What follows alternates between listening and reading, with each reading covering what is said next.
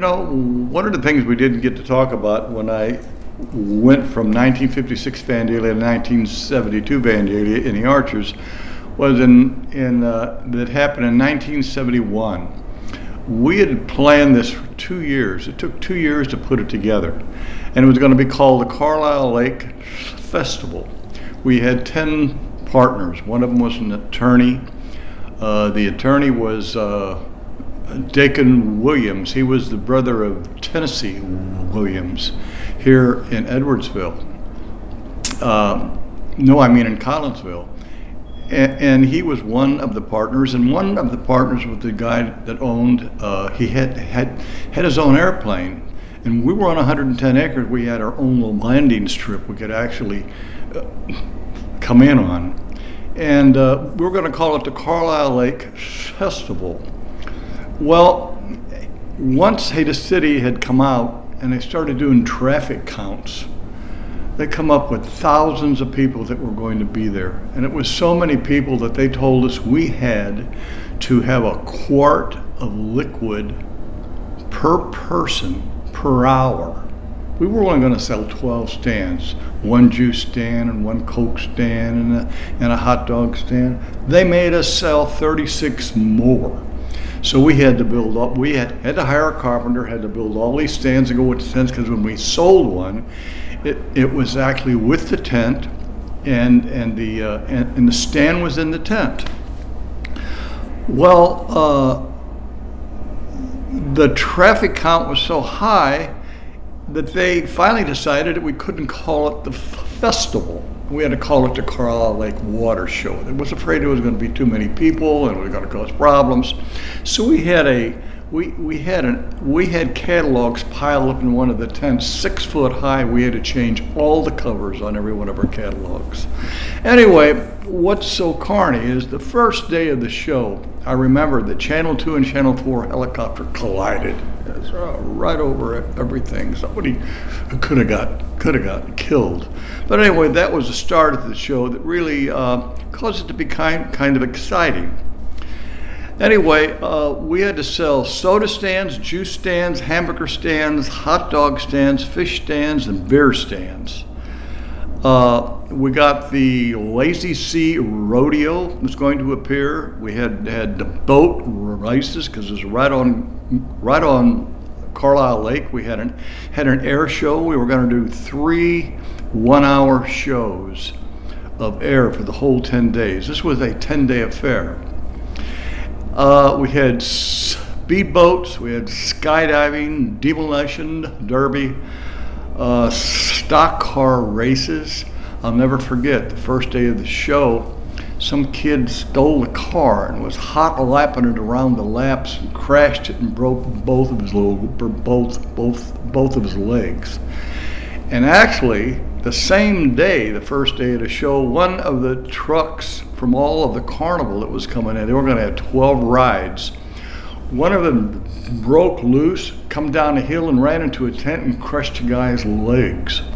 So this was really turning out to be pretty exciting for the first day. But anyway,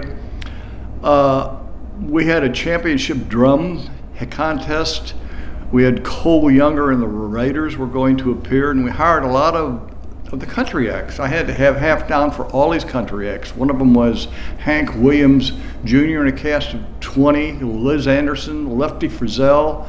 We got every country act we could find. We had to come up with half down, like ahead of time. And when you put tents on 110 acres, you have no idea how many tents that is. Some of them held 300, some of them held 400 people. Because, we had bingo, we had one for all of the entertainment.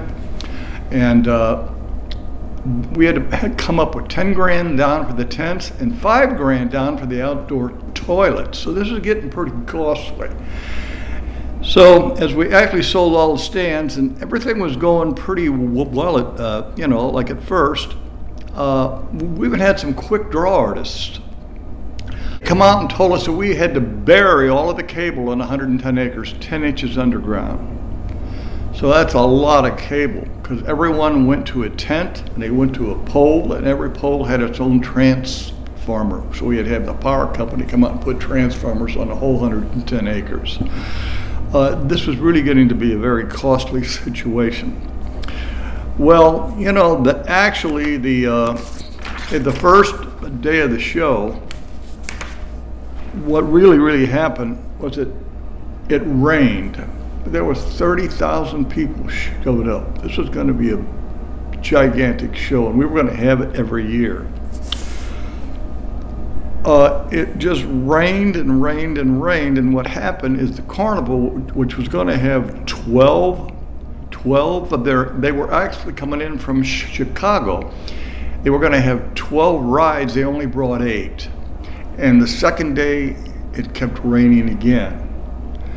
When all of the rain started happening, a lot of people were getting pretty kind of upset. But the third day, it was raining again, and I didn't get to tell you, the guy in a plane used to fly over all the towns and throw out brochure. And he got fined for littering in 3 counties. This was expensive. He was flying in people for the tractor pull. We had the largest tractor pull in 6 categories in the United States. First prize was $10,400. He was flying in people, and the breeze was blowing so hard. As he comes in, the plane was standing still, just like this. It's raining, and he's trying to land, and finally the big breeze comes out, turns it over, and flops the plane on its back.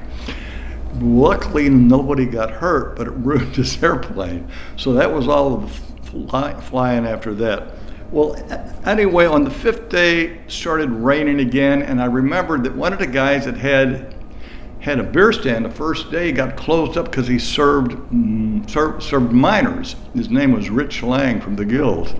I had sold these to all my good customers, and 4 years after that, I was paying for it because they all lost a hell of a lot of money.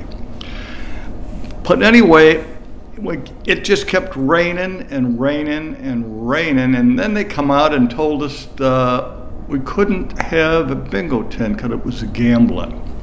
So they closed it up, and we couldn't have that. We were planning on earning some money there.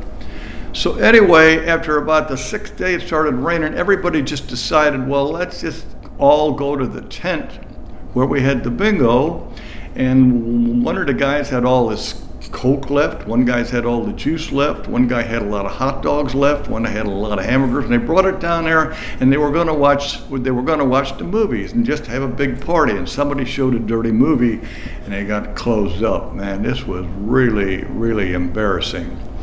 But anyway, after 7 full days of rain, some of the people had decided they were going to quit and go home. They just had enough. They couldn't get their cables out and couldn't get it unconnected, so they took their shovels and started digging out the cable. As they did, they broke into quite a few lines and started blowing the transformers out on a whole 110 acres. All the stands that had ice, that had the fish, all the trucks didn't have any power, and all of the stuff, all the ice was melting, all the fish was spoiling. So everybody just went down to that one big tent and had one big party. Anyway, I don't know what to tell you after that, but it just turned out to be a pretty bad fiasco. And I remember that Ricky was on stage, Ricky Weeks was on stage with a gun trying to guard all our gear from Fender because everybody was stealing everything. And it was raining all over our gear from Ampeg and Fender. And I won't get into all the details, but that's all I wanted to tell you about the Carlyle show. It was, everybody was pretty hot about it. I know that we were being sued 3 years after that for punitive damages by the water show. That was like a 40-piece water show. Anyway, the accountant after the 4th day had a heart attack and died that we had. So, you know, this was really a hell of a show. Anyway, that's actually what happened before we left 72 Vandalia. And then I recall when I was going to sign a new lease, the guy comes out from the shopping center and he was going to make me sign a lease and take 10% of my gross. I said, well, that's not going to work. So me and Carol got in the car and we drove down the street and tried to find a place to buy. And as we drove by Carolina Tavern, which was my third location, she just said, why don't I walk in there and see if she'd like to sell that? Walked in and asked the girl, would you like to sell this? She said, you know, I've been wanting to sell it. And we bought it. And that's how we got to our third store.